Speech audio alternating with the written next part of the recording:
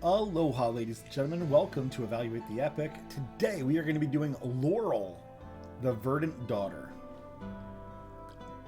Laurel is definitely one of the prettiest design champions in this game. I've talked about this on stream a few times. I am not really into your leafy plant lady, like your dryads or your like druid-like class. However, she is very pretty. And something that I feel like this game is lacking on at the moment, a huge criticism I have for the game. Laurel is kind of this perfect version of a plant lady wearing leaves as clothing. I would love to see a whole faction of this.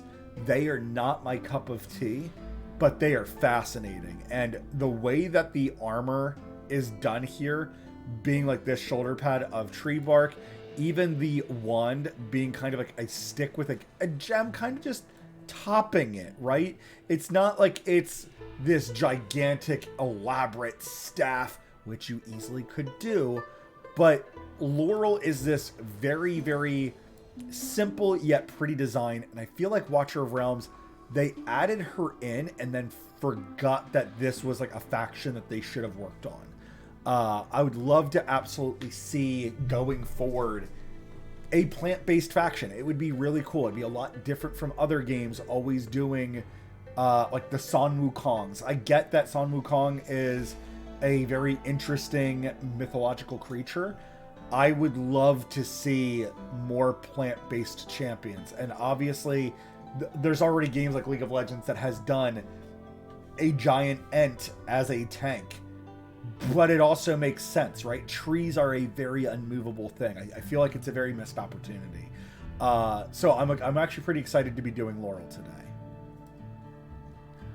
So Laurel, we're going to talk about her base stats. So when we fully 6-star her, she is another one of our support champions in the game. So just like our Aeon, just like our Mary, we have around our 1730 attack, which is not very impressive. Very, very low defensive stat. Now, that actually helps Laurel quite a bit. We'll talk about that in a moment. Her attack speed is 2, which is very useful for when you do want to be using her. She is a fine line champion for sure. First, we're going to talk about her talent. Increases rage regen per attack by 1. So as she attacks, she's going to gain more rage than normal. Additionally, upon death, provides surrounding allies with a restoration of 50% of their rage caps upon death. Surrounding allies does not mean this area of effect that she is covering. It means all the adjacent squares to where she is standing. So this base 8 of her touching, those champions will gain the effect of her death passive, if you will. This is 99% of the reason people play with her. There is a 1% other reason that I'm going to go into in this video, and we're going to see if we can show it off kind of well. However, we have kind of limited resources for that. Anyways, let's get into her kit. So deals 100% damage to one enemy. So it's just a basic attack.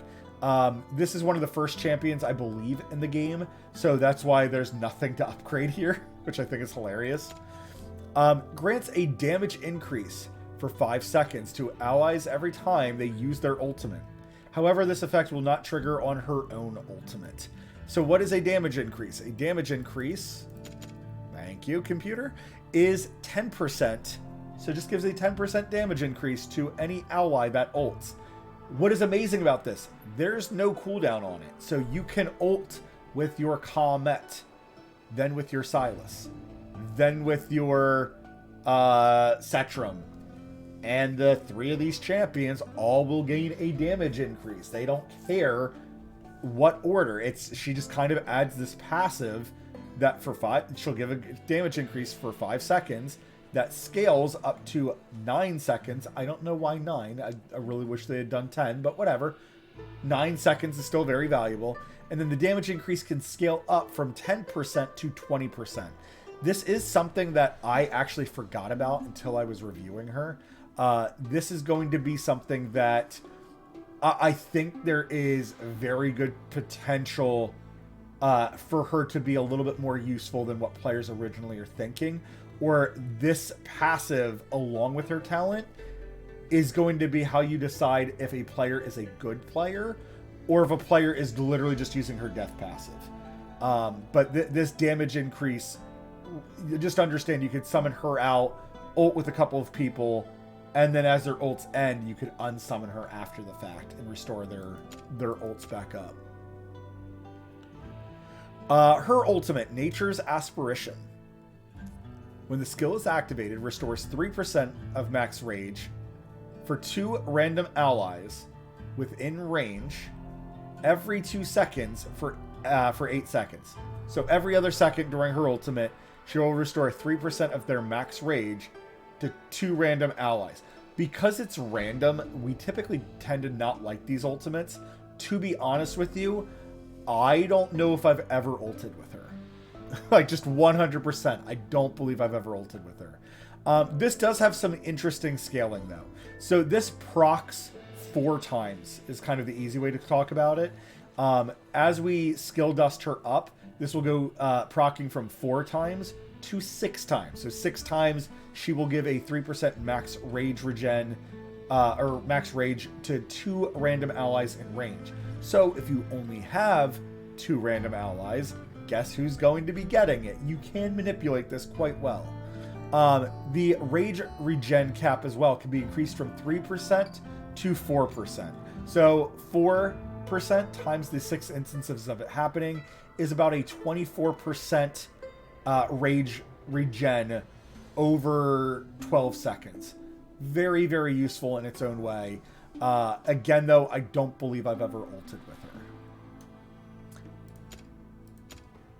Awakenings. During the effect of Nature's Aspiration,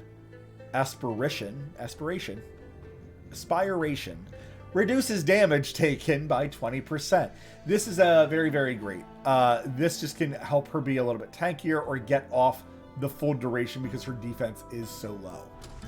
Extra HP, always very valuable, and the 1200, we like to see it. Her cost -1. This is actually a very valuable thing because you are going to be summoning her and unsummoning her quite a bit. Attack percent, it's useful. Not really. Not really for what she does or what we depend on her for. During the effect of Nature's Aspiration, restores rage for 1 more target. So instead of 2 random targets, it's now 3 random targets, which is perfect for things like your arena. Where is Laurel going to be useful at? Laurel is heavily focused around this talent that she possesses. Majority of the time anybody ever talks about her, we almost only talk about this death summoning. So kind of like we did the Daimon video earlier, or Damon, depending on how you pronounce it. When we summon out that champion, we expect them to be out for a few seconds, and then we just dismiss them right away. We don't depend on them staying out long periods of time. Laurel is 100% in that boat as well. We want to summon her, let people ultimate so that they get this damage increase of 20%. Once everybody is ulted, we want to either unsummon her or wait for everybody's ultimate to ride out. And then when everybody is starting to rage regen again, they're all at that 1% or 5%, whatever, we would dismiss her so that everybody jumps up to 50%, getting to their next ultimate faster. Because of this strategy, champions like Volca are going to be a significant help with this champion.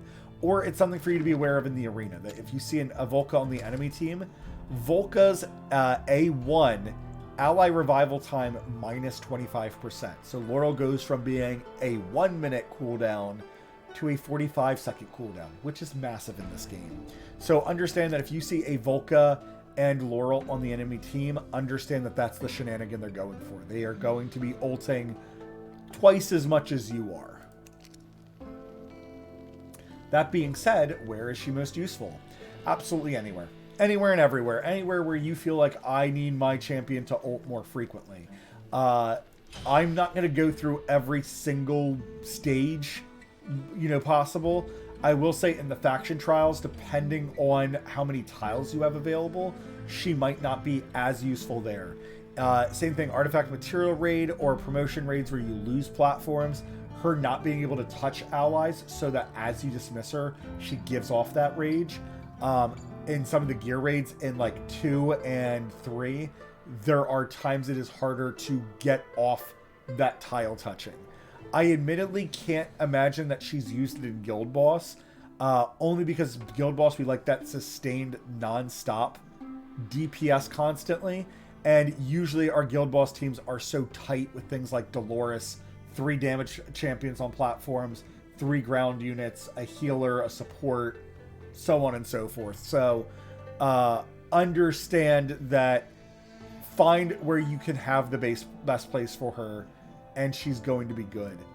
And things like Tide, that's the other big place. I would never put her in Tide because you cannot control when she gets unsummoned. So for that reason, not best there.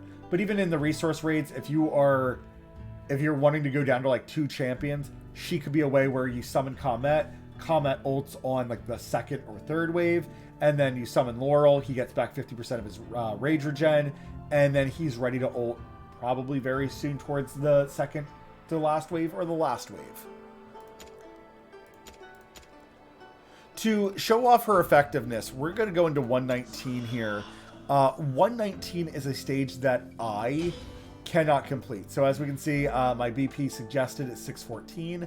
However, my team is at 405. So I don't really have a whole lot of business being in here, but we are going to try to show off the best that we can for Laurel.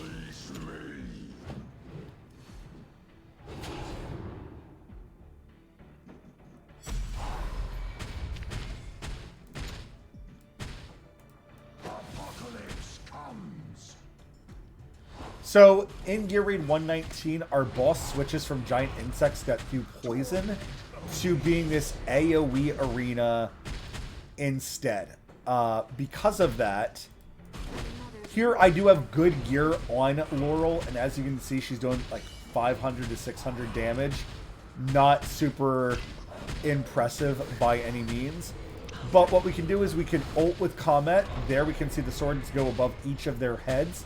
So Laurel's passive works really, really well with things like Lightlock, like Wrath, champions that are constantly jumping in and out of their ults. Greed is one of these champions that's going to fall into there. Harpin is going to fall into there. Champions that are constantly using their ultimates, you could be giving if she's fully skill dusted, 20% damage increase for 5 seconds as frequently as they're ulting. Again, there is no cooldown on this ability.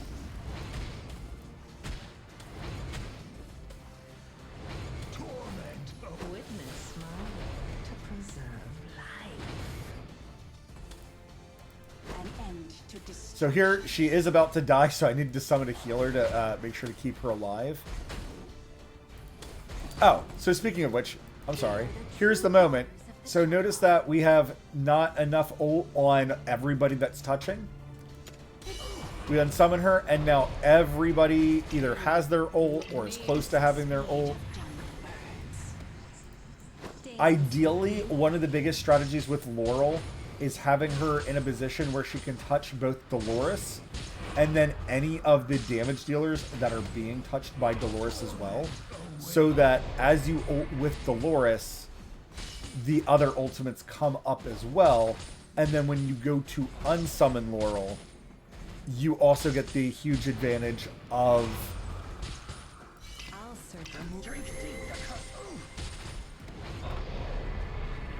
you get the big advantage of all your damage dealers gaining their rage back.